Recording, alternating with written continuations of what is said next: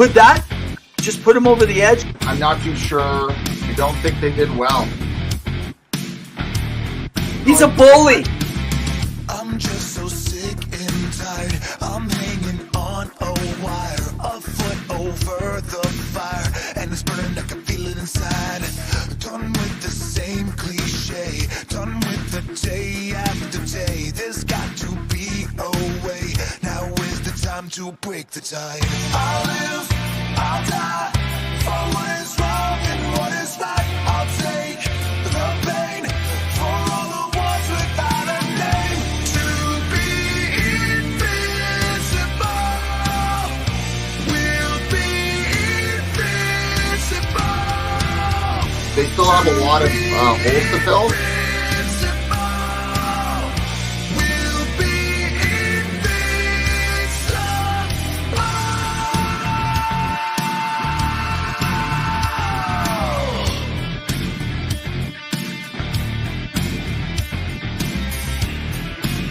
Every He time didn't get fired. He didn't get fired. No, he didn't get fired. He never got his contract renewed. Welcome, everyone, to Two Guys in Hockey Talk. I'm Pawel the Cat with my beautiful co-host. And I'm back, and I'm not dressed like a wrestler this week. So good to be back. Evan Rev Reynolds, guys. You can follow me on X at RevNev, and you can also follow at hockey_2 to follow my buddy Pawel the Cat. Yes. Evan, how are you doing this week? I'm doing fabulous. I'm just excited to get back to a real live show, so I'm not sitting trying to listen through a crowd behind me. Can I just start this off? I'm at Rogers Place. I get it that we're where there are Oiler fans, but why would you extend the wrestling, have a secondary show, and then announce to the crowd it's 1-0 Edmonton?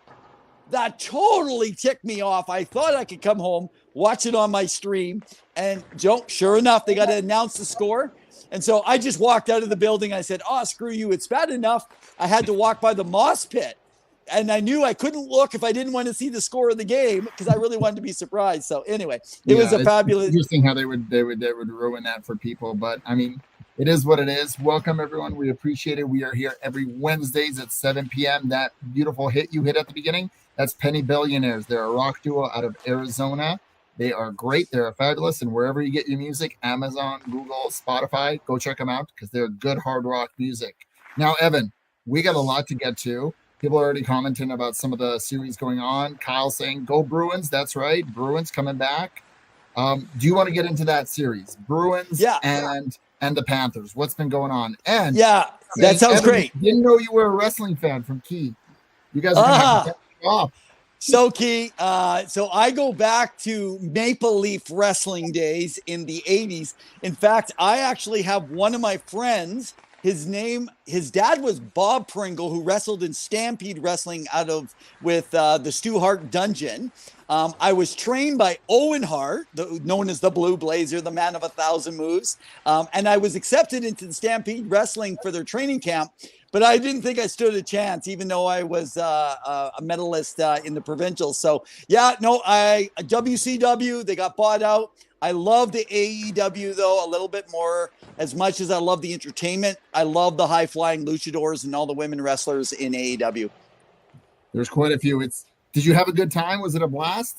It was a blast. I don't know if you guys, if you follow me anywhere, you might see I got some pictures up with my wife. My wife dressed up like Willow a little bit. She got all her makeup on. She let me put on my face paint.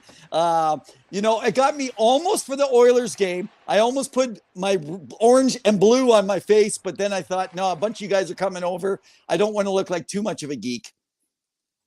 Well, you dressed the part, so you were rocking it. But to bring the focus back, we are talking all things hockey. Let's get into the Boston Bruins and to the Florida Panthers. What did you think of the series? What did you think of Paul Maurice's comments in the post presser? Throwing some slang, some F-bombs there, here and there, and how he inspires people and what's going on, because there's been a lot of controversy with this series, and now Bruins are trying to claw their way back, and we're going on a game 6, and I thought the Bruins were dead, that they are showing that even without Captain Marchand, who was out, Yeah. they can still compete. What are your thoughts? Yeah, you know what? What a great place to start. Let's talk NHL playoffs. Everybody's excited. Let me just throw this out, guys. If you haven't got a drink already, let's toast to another sports night. So yeah, I don't know if Kyle's around. Kyle always jumps on after we're done talking about his Bruins. You know, the way it works. So, yeah, interesting enough. You got to know Brad is actually hurt if he's not actually playing on that ice. So, guys, he's not faking it. It's not a ploy. He would be on that team. I think there's a few telltales that have happened. He's here. He's listening. He's getting your okay. So, but yeah, so Brad's in, man. Brad is doing whatever he can, and he's not going to play if he's going to hinder the team. That's one thing for certain. So I'll tell you, I think what this is telling us that Allmark is being traded because they didn't go to their system. We talked about it last series, but then going into this series, you're running essentially with Swayman the whole way, which is telling you don't have confidence in Allmark, or at least you're telling them we're not bringing you back unless you want to be a backup. So this is going to be interesting. So now my question, we're not going to talk about right now, but where is Allmark going to be? Maybe we'll chat about that with one of the other teams after we get through the playoff rounds. They're resilient, but I am a little concerned about their second line center. You know, when you're running with the team that they have, they're not deep enough at center. That's my concern. I can't see them winning this series. If they do, I mean, hey, hats will be off to them, but I mean, they are against the odds right now as much. No one expected them to be doing as good as they have already in these playoffs or even get this place. It looked really good, but then when they got walloped by the Panthers, but so what you're saying is that you don't believe in Pawel Zacha and Charlie Coyle, but specifically Pawel Zacha, the greatest name in hockey. As a second line center, no, I don't think you win a Stanley Cup with that. Well, they've been able to get to the second round and really commit and compete, right? So 2 games. You only got 2 games in the second round. You got 2 more, and you can't lose again. Otherwise, you're out, right? That's so, true. yeah, they've got there, but second round, you took out Toronto in the first round. You can't score. You played them well, but they now they just can't do it in the postseason, which is a whole other discussion. Well, we're talking postseason. So I think what we're really looking at here is this team is where it is because of their goaltending. It always has been. Their depth, they work well, but they also don't give up a lot of odd man rushes. So I'm not looking at what's going on in the thing. We got some people talking and saying different stuff going on. Yeah, we got the Lost Trucker saying, don't believe in any Pavel. So that's fair. That's understandable. There's a far and few between, but they can make an impact. Just so you know, they're behind the scenes. Their depth. That's what I gotta say. So it's been an interesting go of it because I really do think, and Kyle alluded to this, that there was a bit of a sucker punch by Sam Bennett. Now Sam Bennett, he's got a bit of a reputation. We knew this when he played in Calgary. You know, he had that reputation and he was a playoff performer. So he's really thrived in that system. But I really think that the Panthers can get a little dirty and a little nasty when they play. And you got to understand that sometimes Boston may not expect it.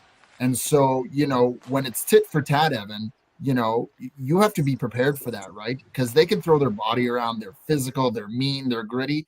They can score in different ways. And they've got a strong back end. And Bobrovsky's playing lights out. I like what the Panthers have brought. But I really worried, I think, about that last game because they clearly didn't put the effort until Paul Maurice yelled at them. Now, that was one of the best press conferences post-game I enjoyed listening. But Paul Maurice is a great head coach. And you saw it when he played in Winnipeg, or at least that's how I watched him.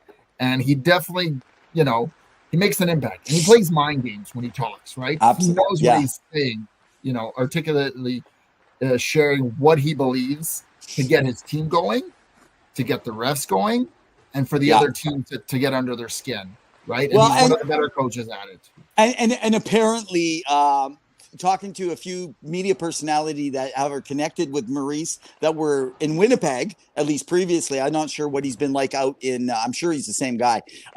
He's very colorful with his language at all times. Yeah. It's just, I mean, so when he's joking around about it, he's joking to be funny, but that is the thing that he does well. Now Kyle brings up a good point, and I'll let you finish in just a sec. Okay. But there was that play in game 3, I believe it was, or game 4, where Bennett pushed Coyle into the goalie, and they still counted the goal. It wasn't considered goalie interference even after they challenged for goalie interference, Jim Montgomery. I got to be honest, I was with the Boston on this side, and again, I got no stake in either of these teams. Yeah. What is goalie interference, Evan? Because I don't know anymore, because I've seen that play before, and the goal has come back. What do you think happened? I think this is that Toronto thing again, right? The consistency in officiating. I would call it kind of on the border, because I think that they believe it was elaborated, a little bit of embellishment, that how far he moved in the push, or the hit, I should say. However, if I was in Toronto, the way I viewed it the same. I would have viewed it in Boston's favor and called the goalie interference and disallowed the goal. I just think it's just an interesting call, but again, I'm not Toronto. I'm not making these decisions. It's not on the ref. People got to remember, but I like to mention here, I am really shocked how many Calgary Flames are still watching the playoffs for the Florida Panthers. Oh, I thought it was for Vancouver because of Zadorov and Lindholm. Well, I never even thought about that. You're right. It's like they're watching all their former players still playing. No, you know why they're watching Lindholm, right? It's because they can get a first-round draft pick. Yeah. It's but there is a lot that love Tkachuk, and even believe that Tkachuk would have stayed had Goudreau stayed. Well, and Bennett too, right? And right. Bennett, a lot of them. I don't really hear a lot talking about Bennett though. I agree with you. I like Bennett a lot. I think he's perfectly fit into the role that they put him in. Whereas I felt like they wanted him more on an offensive side, in that role, and he couldn't fulfill it. So they wanted him to be a checker. He didn't fulfill it though properly. He was a bit of an agitator in Calgary. He went to Florida. He changed. It was like Cogliano once he left Edmonton years ago. He just changed into more of a two-way player, adopted a new way of playing the game. It's and maybe because the team's red, they still like the idea. I don't know. Flames fans, if you're there, if you're a Flame fan, man, let us know. Why are you cheering for Florida? Is it particular? Is it because there's so many Flames? Maybe there's some Flames that were draft picks that have been traded there I don't know about, that you are so excited about them.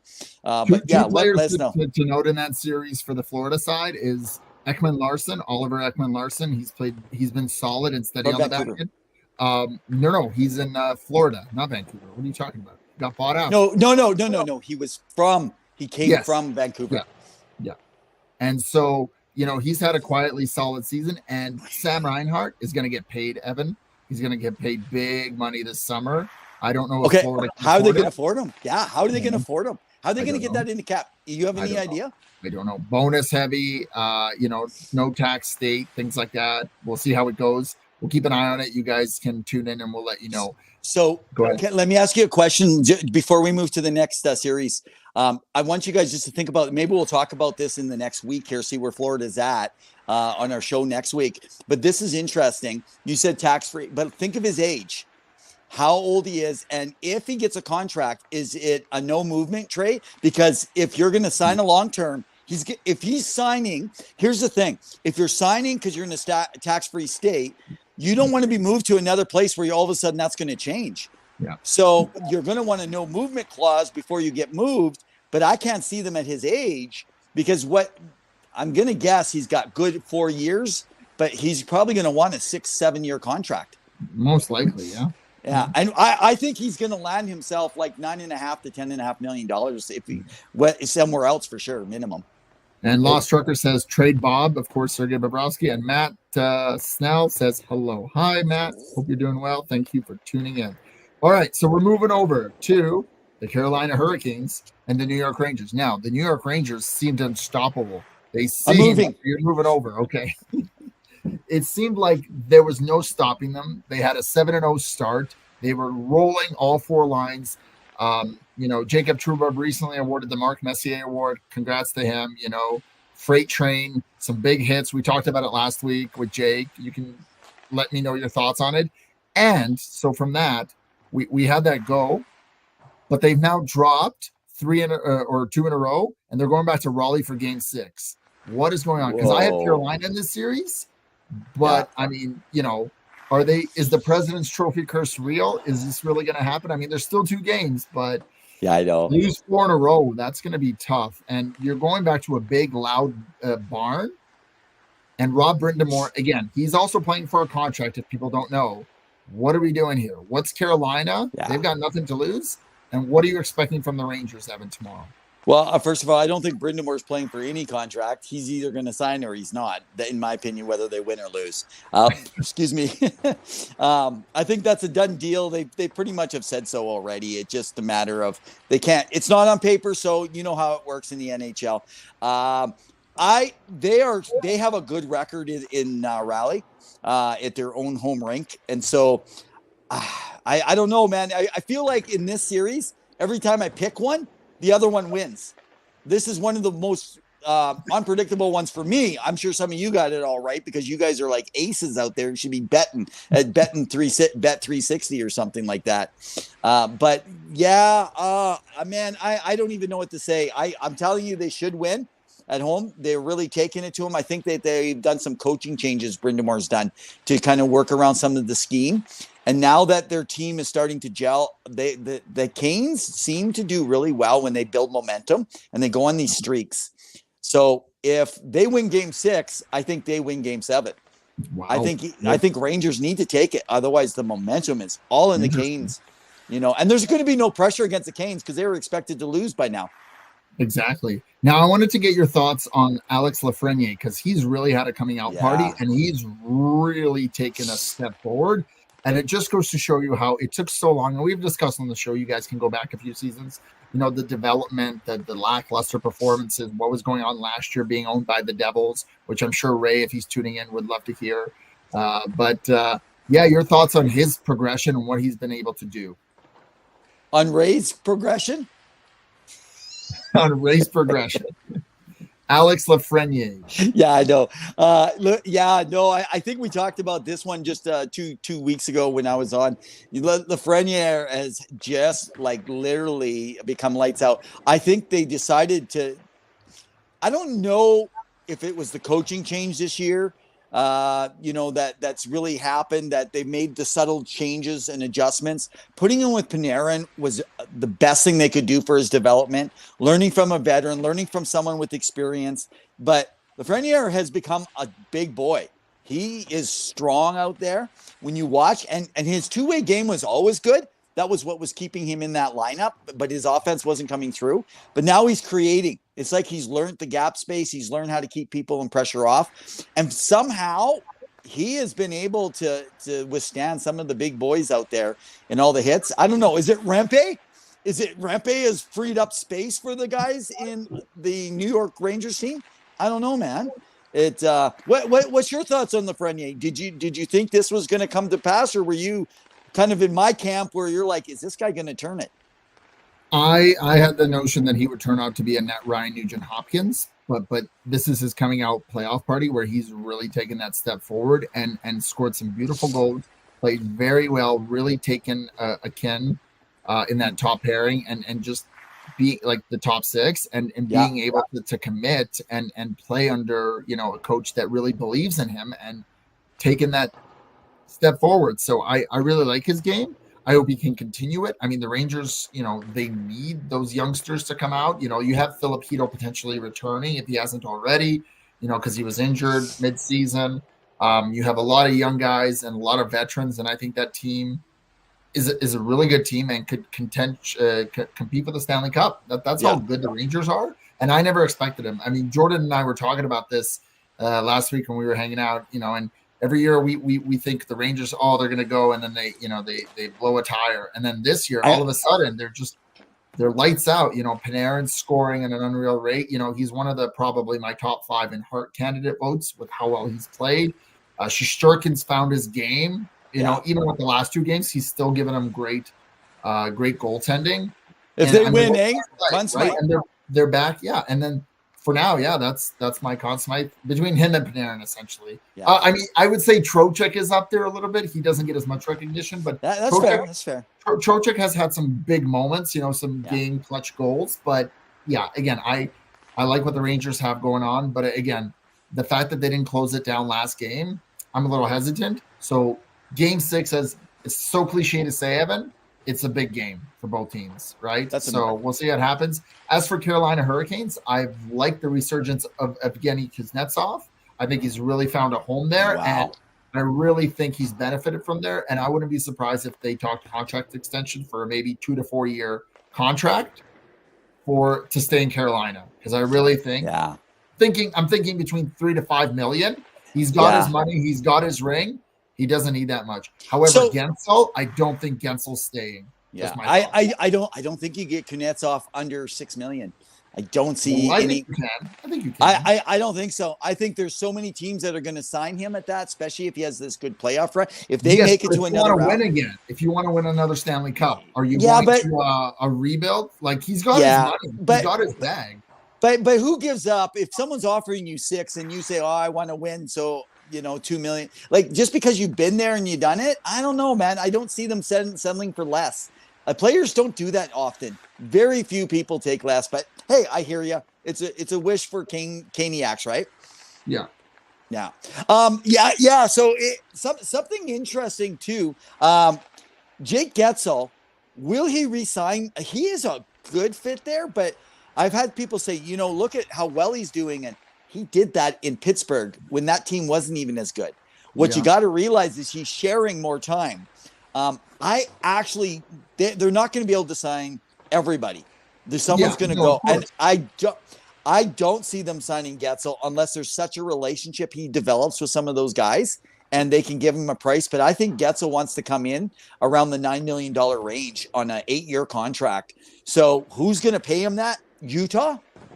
But Utah, Seattle's looking for scoring. Depth. Well, that right now might be a good time. You need a center right now in Utah. They need a center. Boston needs a center. Wow. But can Boston afford Getzel? Man, think about him going. There you go, Kyle. How would you like Getzel in Boston if they can make a swing to that one?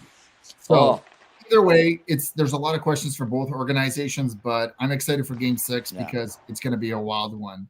Now, hey, can I just throw a shout out? I just want to throw a shout out to everybody tonight. I'm just looking at the numbers here tonight. I don't know where you guys are coming from on my X feed. Right now, there's 68 people watching live on my X feed. Thank you guys. I appreciate it. I know that you don't come to see me. You come to see everybody else but me, or you come to see someone put me in my place. But you know what?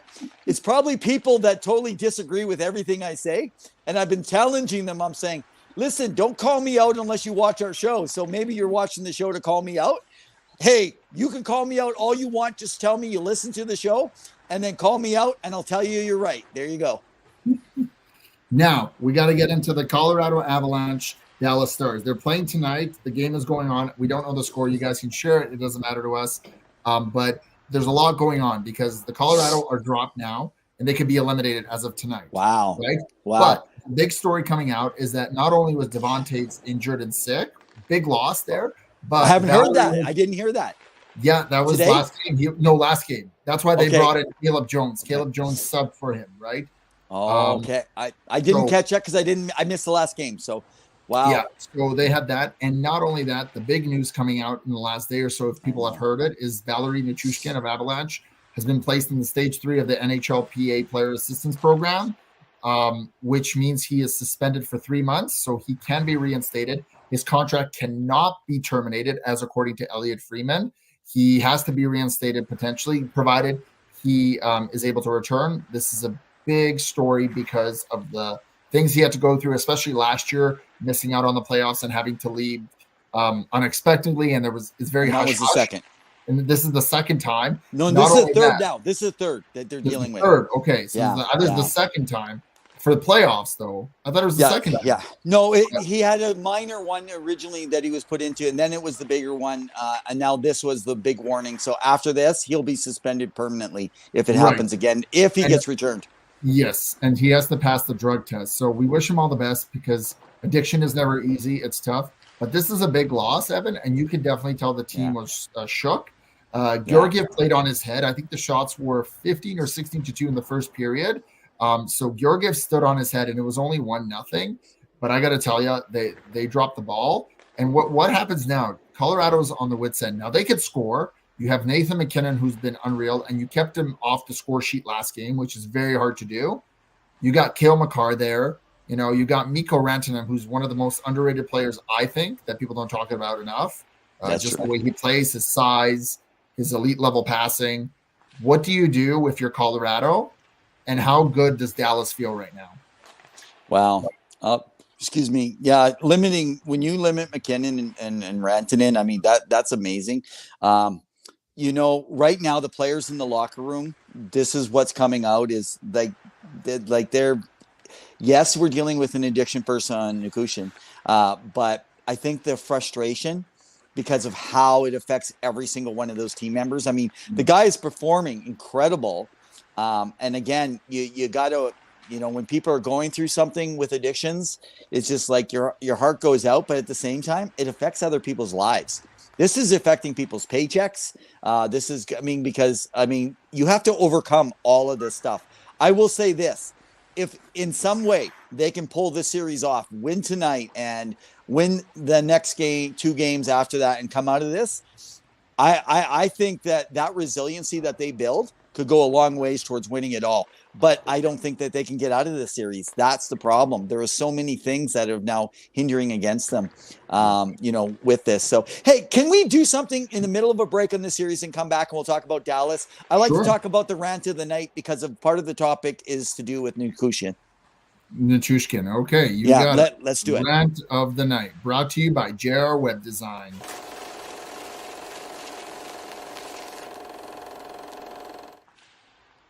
Okay, so I wanted to talk about the rant of the night a little bit because one thing that's really starting to bother me is people feeling that people's private lives, because they're a public figure, need to be exposed. People calling out on social media, they're like, they want to know what Valerie did. They deserve to know. It's their right to know. They buy jerseys. They pay their bills. Well, I'd like to tell you as a fan, you pay no money. How many dollars do you give to that organization? You give $3,000? Well, they get paid millions and millions and millions of dollars. Your money goes to almost nothing for you personally. No one else wants to know. Only you want to know. And that's because you're a rumor gossiper. You have no business to know someone's life. If your boss has to go into a substance abuse program, you deserve to know the full facts and the truth behind everything. Absolutely, you don't deserve nothing. I like to use some words like Paul Maurice when I'm talking, but I'm trying to be G-rated on this show, and it absolutely bothers me. I just like to say, keep your mouth shut. You don't need to know, and keep your mind to yourself. Get a checkup from the neck up, dudes. Stop trying to get the exposure and find out what happened. You don't deserve a right. That's my rant of the night, man. That's fair. You guys can let us know if you agree with Evan. The one thing I will push back on, Evan, just slightly, is that because of gambling, and of course, Lost Trucker indicated, is Bet360 a sponsor? Not yet, and I think it's Bet365. Evan, hey, can I just say Bet360? 360 is that's to do a complete turn, right? So we turn, don't bet, and then we bet again. I don't know. Yes. Anyway, it's a full bet around, all the way around. I got to say that if I'm somebody who's betting on the Colorado Avalanche and putting some money down on the team to win, and I'm expecting that Valerie Nichushkin is in the lineup because that's what I'm expecting. And of course, injuries happen, but I'm expecting him to be part of the series and make an impact. And he's had a very good 2 rounds so far. I'm expecting to know what's going on because my money is on the line, and the NHL is promoting this, and that's where I would have a problem being like, well, why is he not out? Now, they don't have to reveal the full details of what happened, of course. Right. There's a human being behind it. There's a family. There's so much going on. It's a very fluid and dynamic situation. But again, if I'm betting on the Colorado Avalanche to beat the Dallas Stars to go to the Western Conference Final, I expect to know kind of what's been going on, right? But they've told, and on the other hand of this, devil's advocate, they have told everybody. Everyone now knows they he's have. in a Last year they didn't. Last year it was hush hush.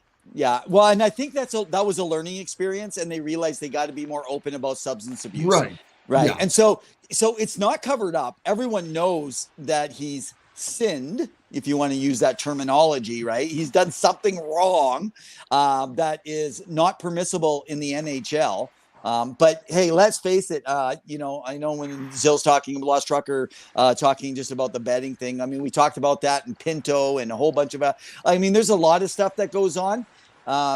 I guess I'm just kind of tired of people thinking they need to know everything, unless it affects your betting and you want to promote betting. Then I guess, but then you better sign a contract with the Players Association that they have to expose everything. It needs to be in their contracts then, and that's never going to happen. No, and we see this even with injuries now. They say even less. They don't even say upper or lower body. Yeah, exactly. So let's talk about Dallas, man. Conn Smythe right now in the entire playoffs. Wyatt Johnson. Yes. Happy birthday, belated birthday. Just had his birthday yesterday. 21 years of age. Great Windsor Spitfire player. Put up 100+ points with them. Played 2 seasons there. What a pickup for the Dallas Stars. A Toronto boy. Center, plays right. What a kid. This kid has been dynamic. When he came into the league, Jamie Benn noted that he wants to play with this kid on the line. Yeah. That's big praise from Jamie Benn. Okay. This is a great leader for that team and the captain. You got to be happy to be hearing that. The kid is dynamic. He's a gold find. And I think Dallas Stars fans should be very excited for the future. Because him, on top of all the other young prospects that they have coming through, they're elite. Now, I will note that I believe Rupe Hintz is out tonight for the game, so he's not playing, and they'd rather just kind of hold off. Now, they can win without him because they have that much depth. But I really think that those guys have really come into their own. And I like what the Dallas Stars are doing. As we talked, and you were on one of the other shows just before the postseason began, that's my team, man. How do you bet against them? And Jake Ottinger now is playing well. He was struggling at the end of the season, but it doesn't matter because they're potentially going to the Western Conference Final again since 2020. So something interesting. You mentioned Georgiev. He only has an 89% save percentage. You realize that? And I called this earlier with the Colorado team just because they beat now. What's going on in Winnipeg? We'll talk about that maybe with Jim Tooth or a couple other people later from Winnipeg. Right now, what we're seeing is Georgiev is being exposed, and 91.5% is what you're looking at right now for Ottinger. He is back to like the playoffs 2 years ago when they almost took out the Flames to go into the second round. He literally was there all alone. No one was scoring. But he kept them in that game when they were being outpounded, outshot, everything in those games. So Ottinger is right there behind Wyatt right now. I mean, if they were to go all the way, the Conn Smythe would be right between him and Wyatt, depending on what happens between then and now. He's also overplayed. I think he was a goalie that played 60+ games this year. I want to say 67. So another hell of a struggle because Franco is now injured, and it's a injury to the point where he's gone. Landeskog is still out. He may appear if they are still able to overcome this hurdle, but he's overplayed, Evan, and they don't really have a backup to really believe in.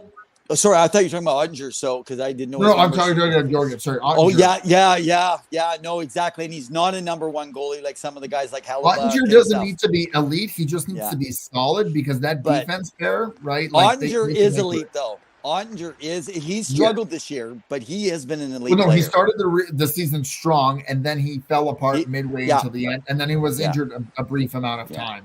Yeah, I mean, coming off your injury, especially as a goalie, it's the hardest thing to recover from. But they had, I believe, Scotch Wedgwood, who's the backup there, and I think he's been solid pickup. He's a career backup, and we'll get into career backups here in just a sec with Edmonton, but I think Dallas just needs quality enough goaltending like Colorado had a few years back when they won the Cup. Yeah. And I think they can make it to the final. And again, who knows who your opponent is? Go ahead. Okay, so just a heads up. So Paz has to leave a little bit earlier here tonight. I'm going to wrap it up I'm going to give you guys my official Revs Top 15 tonight, my final release that's going to be posted up on the website. We'll do that when Paz leaves. So then I can just geek away with you guys. You can hang up, leave the podcast, whatever you decide to do here tonight. But in the meantime, we only got about 10 minutes or so before you got to leave. So why don't we let you homer out right now and talk about the last series? Okay, so the Edmonton Vancouver series. Can I just say, it's the war of the X, and by X I mean your illustrious Twitter. There is nothing funnier than the missiles flying both left and right, from Vancouver fans to Edmonton fans, from Edmonton fans to Vancouver fans, and on top of that, other team fans piling in on either of these teams. It has been a delight to read. It has been so engaging. And I got to say, I did not expect this series to be what it is. They are 1-goal games. There is battle of the backup goalies, or third string goalies, as you want to say. Technically third string goalies, because Pickard technically was the third officially, because Jack Habel was first at the beginning of the year, ahead of Skinner. And I got to tell you, there is a story almost every game. There are villains. I'm looking at Usadorov. There are villains. There are, villains like Kane for Edmonton. Yeah. I was going to say David, Kane. Carson Susie. The stories write themselves, I got to say. McEvil, man. McEvil, do you see him cross-checking people? I want How more. about Hyman? He's breaking someone's Hyman. Yeah. I mean, oh, come on. Yeah, it's crazy right now. These guys, you could tell they're out there. They're like, screw you. You're going to hit me. You're going to do that to me. Ref ain't monitoring this game. They're starting to police themselves in this series.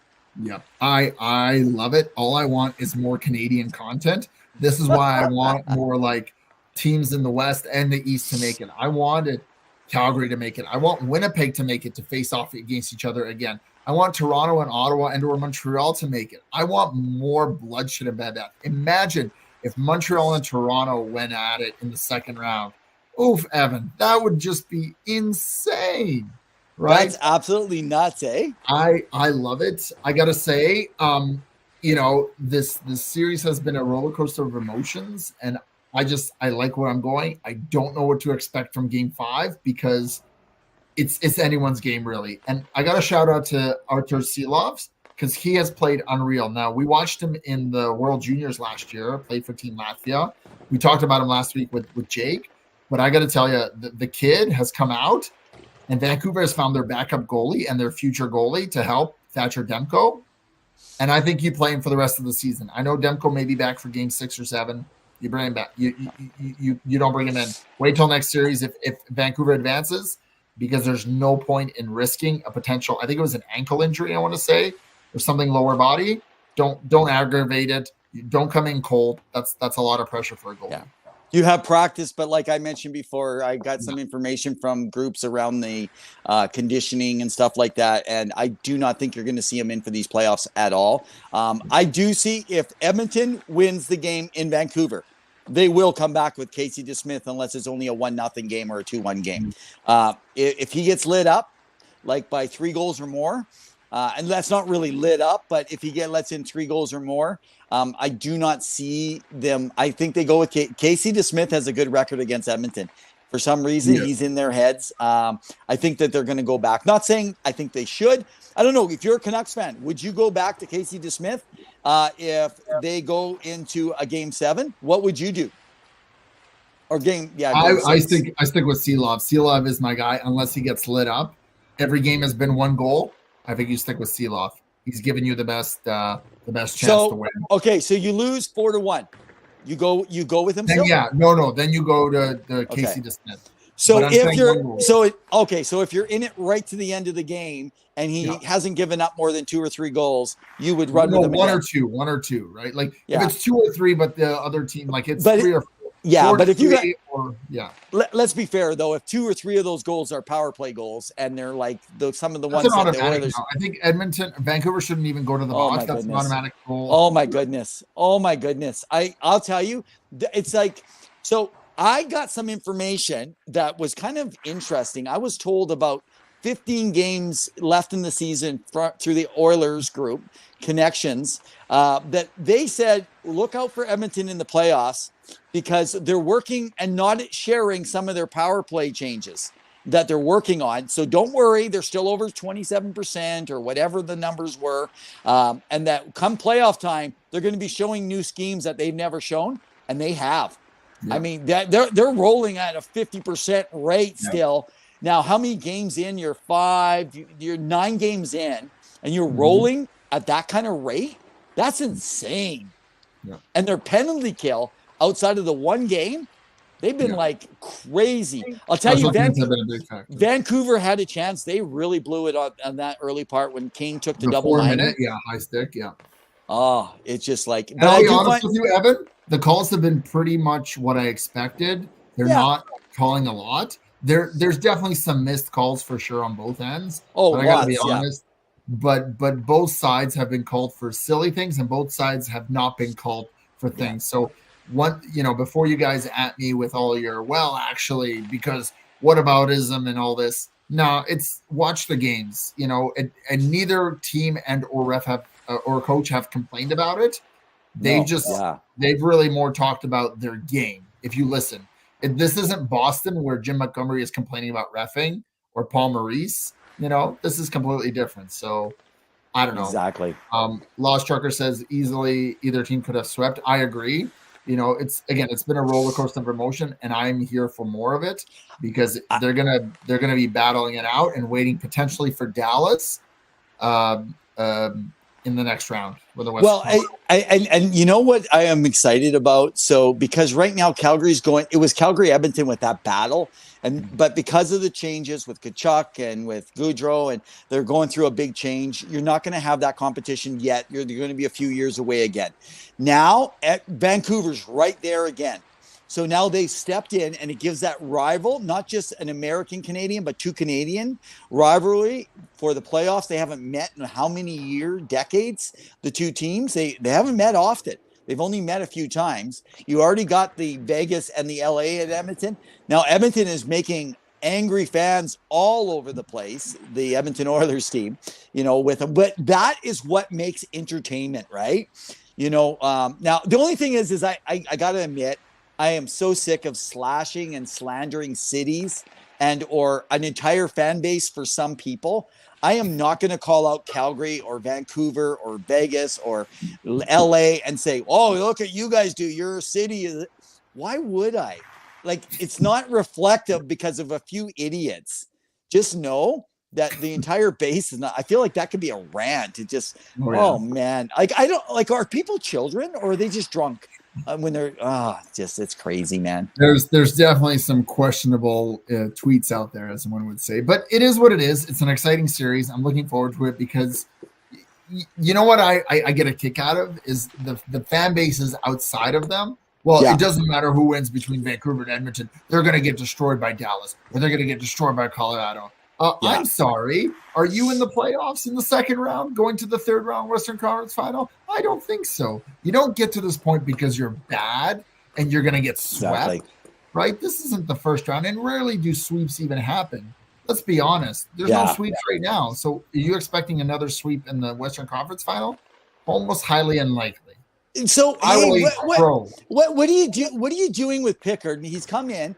You have a good game out of Pickard. You play him. You play him. Do you play him until you lose? Yeah. Until you lose. Yeah. What if you lose 2-1 in Vancouver? Do you go back to Skinner? Yeah. Okay, but you in other words, you ride the hot hand. Yeah. Yeah. Fair. But the team played better in front of him. They felt confident. He didn't have high danger chances that were extreme. They had a few. And Vancouver can really, really make you pay. But I really think he had 91.7 save percentage. Yeah. That's all you need. If Edmonton has 900 above, and Skinner has, we've seen this with Skinner. He's under 800, I think. Yeah. Or 850 in his all-time history of being in the playoffs. Yeah. Whereas absolutely. Jack Campbell surprisingly is very high up there. Although I don't know if you go with Jack Campbell. But well, you know what? I don't know. I'm really worried injury, of course. Yeah. I am. Yeah, you know what? We can go on forever on this. We can go on. It's been exciting. It's been fun. Now, one thing before I leave, and I'll let you take over. Let's do it, man. Let's do it. there's been still a bit of a coaching carousel. Now, one thing to announce today that was mentioned was that David Riddick, Big Save Dave, has signed a 1-year, $1 million contract in LA. So he's sticking around. We'll see if Talbot's going to be there as well. So interesting piece of business done by Rob Blake. It sounds like Craig Berube, even though he interviewed this week in Winnipeg, it sounds like he's the front runner for the Toronto job. Todd McLellan is also the front runner for the Seattle job, although Todd McLellan has interviewed in Toronto as well and a few other places, Winnipeg included. And there is still some talks about, it's escaping me now. I forget it. Oh, and as an aside, the PWHL playoffs have started, and it's been very, very good and exciting. Record numbers. It's been fun watching that as well. Anyways, I actually thought we'd be probably. I was hoping before season end. I don't know how it's going to work now to get Carly Jackson, backup goalie for the Toronto PWHL team, but they just keep going. And their season didn't turn out as expected. Oh, and we should bring notice. One of our good friends that we appreciate coaching on the show, unfortunately lost his position over with the New York team. Yeah. So I wonder how he ends up. Come back on the show, Howie. Yeah. Howie, we're going to get you another job. Yes. Howie's just so nice, right? So they probably said, we're going to go in a different direction. He's like, oh, heck yeah, I do the same thing. Yeah, or maybe he's like, man, I want to get out of New York. It's too expensive living here. They don't pay me enough. I got to get back to Alberta. Canadian dollar is not what it used to be. Yeah, exactly. All right. Well, I'm going to sign off, and I'll let you, Evan, to take care. So everyone have a good night. Stay safe, and keep your sticks on the ice. Hey, man, thanks. You have a great one. You take care. Cheers. Whoa. So my guy doesn't know what he's doing, and he's trying to control everything instead of leaving me at that. Pause. You go have your fun. He's going out to play his hockey game here tonight, so we're going to leave him with that. I've been, you'll notice in behind me here, I have a Team Canada, very specifically. So I'm not sure if you guys been getting up early morning. The next game for Team Canada in the World Hockey Championships in the preliminary tournament is tomorrow. So make sure that you check in. If you check in, you can watch. Connor Bedard has 5 goals. I feel like he's been kind of non-existent. He's come in a few plays here. One thing that I'm not sure, so Paz will probably come back and he'll check in on some of this stuff. But one of the things that I'm actually quite surprised with is Alex Tournier. I'm not a big fan of his coaching style. I'm not a fan of how he actually is playing the game with managing some of his lines and stuff. I feel like Bedard is wasted when he's really should be. He's not playing those top 6 minutes. He is on that second power play. I'd have him on the first power play. I get that Tavares came in, but I'd put him on the second, captain or no captain. All right, guys. So what I want to do is I want to go through the top 15. I didn't get my video put together. I'm hoping to put it up this week so I can get my listing, first of all, on my Revs top 15 that will be listed. And then I want to have a video that will play right here to break through. And then I'm going to give you some more specifics. Tonight, I'm not going to do a breakdown specifically. Sorry, I'm just opening up all my apps here while I'm going it alone. But I'm not going to break down all their skill sets and stuff like that, but I'll explain the reasons why some of my ratings dropped. So I'm going to go now into some of the numbers. And Kyle, I agree with you. You say the NHL playoffs are the most unpredictable and you love it. I absolutely agree. It is a war of nutrition also. You have to be eating well. You have to be sleeping well. I mean, it is absolutely insane. Okay, so the season started. I want to remind everyone, if you follow my Revs Top 15, my Revs Top 15 is not a mock. It's not where I predict people will choose them. It is not saying who is the best player right now being drafted. Rankings, when they give you a ranking, they're saying at this moment, they believe these are the players that you should be looking at. And so my rankings are based off players what I think will have the best careers. So one of the things that we're going to do coming up to the draft time is I'm going to go back and we're going to look through some of my past years and kind of see where I put people and stuff. It's a crap shot. When you can bet. It's really tough. You can get so much information. Years ago, I had a lot less information. A lot was through video. I have a lot more now for sightings that I'm able to get out and see, as well as having a lot more scouts and people that I'm able to chat and talk with, look through and have discussions of why they see things a certain way. So anyway, let me walk through. I started the season and we had Macklin Celebrini at 1. Cole Yzerman started the season. Most people have him 2 or 3. Then they had Ivan Demidov, Leshunov at 4. I put Sam Dixon at 5. Konsta Helenius was at 6. Berkeley Catton was at 7. Then I had Caden Lindstrom. He played with Gavin McKenna in Medicine Hat. It's number 8. Adam Yurchek, I had him at 9. Tej Ginla, I did put him at 10 to start the season. Most people did not have him up at that spot. I just want to make that known. So I didn't rise him because of that. Then I had Zeeb Buum. I had him at 11. Carter Yakimchuk at 12. Liam Greentree, Zaka Boysver. And I realized I actually missed one in my top 15 when I was releasing it because I had Carter Yakimchuk at 12 and 13 for some reason when we were walking through it. So anyway, I'm going to give you now, these are my actual final release that we have. And I just want to go out and say, thank you guys. If you're following right now on X, or known as, I call it Twitter with steroids now, there's over 90 people following live right now. So coming and checking in, we appreciate you guys. I just want to mention on our Facebook, we have a lot of Alberta tonight. So you guys, it's your off night with hockey up in the northern regions, all Oilers fans. But I do want to make mention that right now, today, so we've got some new people coming in from Utah. We got people, and so even on X, I've had some connections with some of you folk. California, high numbers. I don't know if it's like because you're just checking in, you met us or connected with us. Hey, great seeing you. Florida, a lot of Floridarians, and Massachusetts and New York. So guys, hey, it's great to have you joining in with us as well. And BC, always reliable. Thanks for joining us in from BC. All right, so here we go. Let me give you the rundown. Of course, everyone knows number 1. We're going with Macklin Celebrini. Macklin Celebrini I really wish he had got to play for Team Canada. They wouldn't have moved him out when they brought Nick Paul and John Tavares and a few other the players in, Brendan Hagel. It kind of bothers me that he didn't get to play, or Adam Fantilli. They keep them there. They know when they go in that could be a possibility. Just got to open my apps here. So that's always a possibility. Macklin Celebrini, number 1 all the way. In fact, Mike Greer said it in San Jose. Now, number 2. So the best player that I see coming out with a career is Ivan Demidov.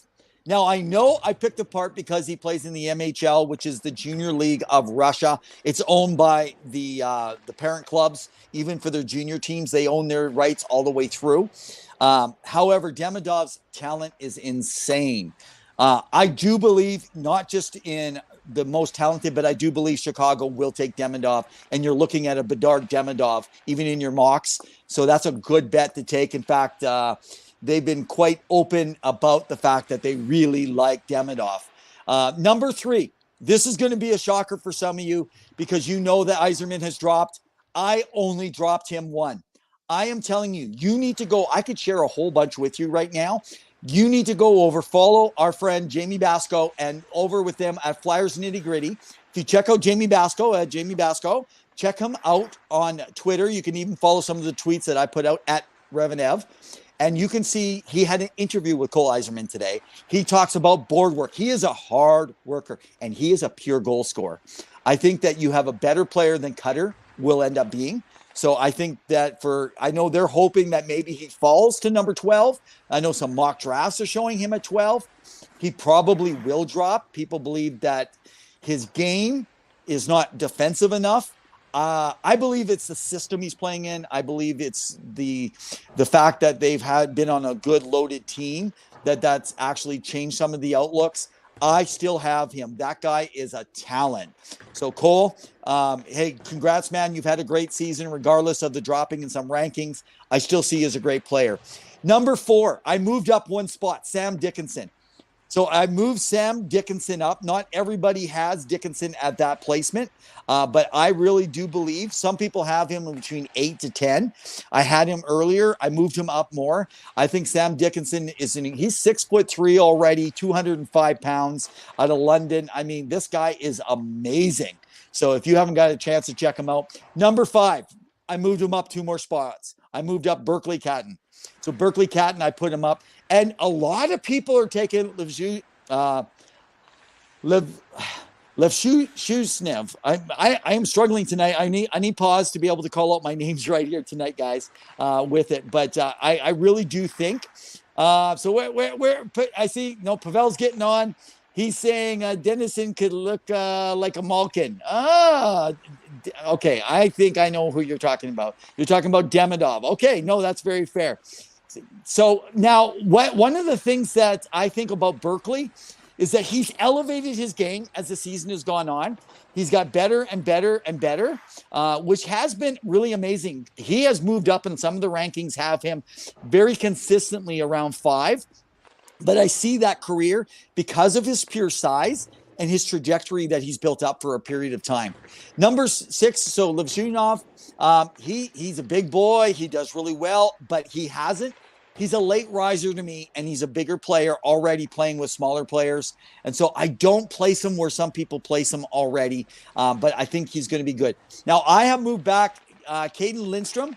I moved him up one of mine, but some of the people have been putting him as high as a 2 or a 3. I think his injury really affected. Unfortunately, we didn't get to see. Caden is really good. I have got to see him live and see some eye tests. As most scouts will tell you, this is not about looking at analytics. It is really about an eye test. However, his character and his size, a lot of people really like what they actually see out of him. I have moved him up 2 more, Tisha Ginla. So at number 8. So that means if Seattle is picking and he went at 8, now it's not a mock draft I do, he would go at number 8. So Calgary would miss out. And I wonder if Ron Francis would not try to pass on a guy like that unless he's wanting D, which makes me really think, I wonder if they go for a defenseman in a mock draft I would put for Seattle. But I have Tisha Ginla. I don't normally pick late risers in their draft year, but he has all the attributes and he has the pedigree coming out of a hockey family. So that's why I have him at 8. At 9, I had Adam Jiricek. He stays exactly where I had him rated originally. I think that this guy is amazing. He has dropped on some people's ratings, but I kept him in that same place. I actually do believe that he's stayed steady through this year. I've liked what I've actually seen out of the player with it. So then I moved down to number 10, Vasiliev. A lot of people have looked at him at a 2 to 3 or 4. He's a big man. He can play well. But again, we're talking about a guy who has great size already. So my question would be, he's playing with smaller people. Can he perform at the higher levels? Why hasn't he done this throughout his career existing? I just don't see his career trajectory in the same way, but I do see him maybe possibly going higher on a mock draft, maybe as high as a 3 or a 4 if you're selecting. Then over at 11, I have someone I did not list, but I did talk about him, and that's Zane Parik. So Zane Parik, I have him. I moved him up into that. Some people did have him listed a little bit earlier in a good place. So I have moved him into the number 11 spot. Number 12, I've dropped him 6. A lot of people have moved him up. I've dropped him 6. So Consta Helenius got a chance to do some viewings, caught a lot of minor video, and I've talked to a few people over in Europe from different stuff that they've seen, got some different information. And for me, I just don't think the career trajectory, I think he's going to be a good player and he'll be more ready and fit. He could even play next year potentially, should he be able to get that opportunity. I moved back 2 spots at 13, Zane Buem. So the guy's amazing. 2 spots is not nothing. It's not a whole lot of anything to really worry about here, guys. And then at 14, I've dropped him a couple. Carter Yakimchuk. So you guys will love this guy. Carter Yakimchuk, he's out of Calgary. So if you're a Calgary fan, I wonder, do you take the hometown boy? Do you actually go with him if Tej is off the board? I mean, but there's so much talent. I actually think Calgary needs to not go with that talent. If the Tige isn't there, I think they need to go with defense. There's a lot of good defensemen in this. Liam Greentree, I have dropped him a couple. So Liam Greentree, I have sitting at 15. So he comes in at number 15. So Liam Greentree, the interesting thing about Liam is Liam himself is one of those players that is consistent constantly. I like his edge. I like how he skates, and I'll talk about that on my video piece. But anyway, guys, so I have Celebrini, Demidov, Yzerman, Dickinson, Catton, Levshunov, Lidstrom, Ginla, Juracek, Siliev, Perrick, Hellenius, Buem, Yakimchuk, Greentree, and as a 16, I put Saka Boyvert kind of as my extra one to come in on the end. So, but anyway, that's some of the ones that have kind of been there. Hey, how you doing, Kyle? Hey, Kaylee, John, also Rick. Guys, thanks for tuning in here tonight. Greatly appreciate it. Not sure where you're actually tuning in from, but hey, thanks for checking in. Appreciate you guys. Again, thank you to all that are following on our different streams. I've hit the time tonight. 2 guys in overtime. It's 1 guy in overtime to wrap up the night. And I've done a lot of talking. Pavel, hey, man, it's been a blast. So I appreciate all the comments in the sections. Make sure that you guys jump on, leave comments, even send us, go to our website. You can check us out at twoguysinhockeytalk.com, as well as just don't forget that you can check us every night. So Wednesday, 7 p.m. right here. So you can follow us on Facebook, follow us on X, also known as Twitter, follow us on our YouTube channel. You can also follow, subscribe, and like. You can go to our website, twoguysinhockeytalk.com, check out the articles that are up, find our Revs Top 15. We have a lot of changes coming this summer. Just some notes. So we had Dwayne Hay, former NHL player. He has his own development camps now. He's played AHL, ECHL, a lot of different leagues, loves developing, working with kids. Unfortunately, we had a mix-up just in our timing here tonight. Wasn't on. Also, former NHLer Chris Dingman just made a connection with me. We're hoping to get him on. So it looks like we're going to work on some times to work around it. We have some other folks that we want to do some wrap-up with. I want to get Seacoast Hockey on. So they're a scoreboard and officiating company that we're going to hopefully be able to connect up and make some connections maybe in the East. I want to just quickly, before I take off here, insert something simple that was interesting. The Seattle Kraken, this is about a month ago. I didn't get a chance to make a mention. So Kirkland proposal happened for the Kraken to build in Kirkland 2 NHL ice rinks and support those facilities. The Kraken, I put that. It included some different locker rooms, skate shops, concessions, a lobby, a fitness training center, offices, a viewing area. They had all this, a park and ride that would be set up all around the city. And as it was being discussed, now I haven't followed up on it just because I found some of my old notes to recognize. I just make sure I move some of the stuff. So I found some of my old notes around it. And one of the counselors said, we need to look into it to see if this is a benefit. A benefit? Like, that's almost a rant. Like, listen, they're building something for the community. They're paying for it. They want to support minor hockey. They want to get people skating. They want to build the hockey more than it already is. Take the offer. You need to step up. Maybe you guys feel different about this, but I tell you, you just need to do what you need to do. Anyway, guys, it's been another Ring a Ding Dong Dandy. I want to thank you for joining in here tonight. So I guess I got a little extra show because I wasn't on last week, so you got more of my voice. But thanks so much for joining in from all over the place. And again, I just want to put a special shout out there. So we almost hit 100 people on my X feed tonight. You guys are joining us live right now. Thank you for joining on. I appreciate it. Thank you for all on Facebook, following on YouTube. Thanks for those that are following us from Europe right now.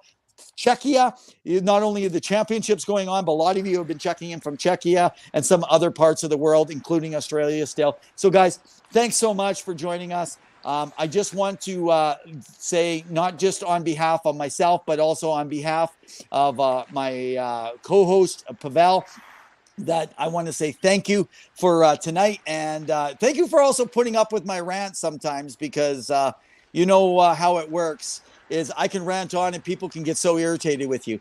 But guys, again, thanks for joining in. It's been a ring-a-ding-dong dandy, but as we say every week, in the meantime and in between time, keep your stick on the ice.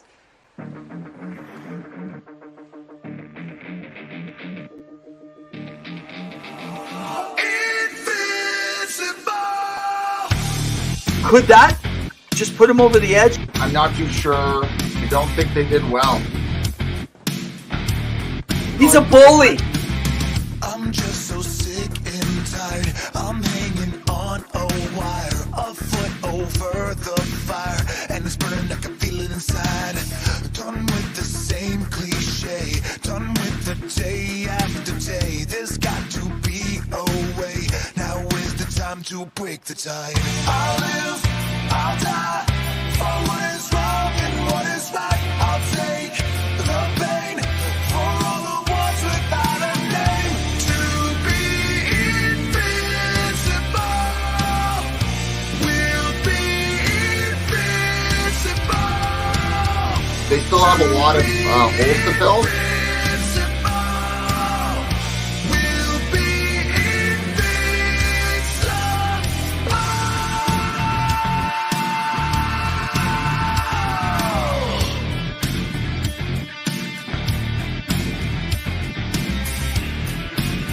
He didn't get fired. He didn't get fired.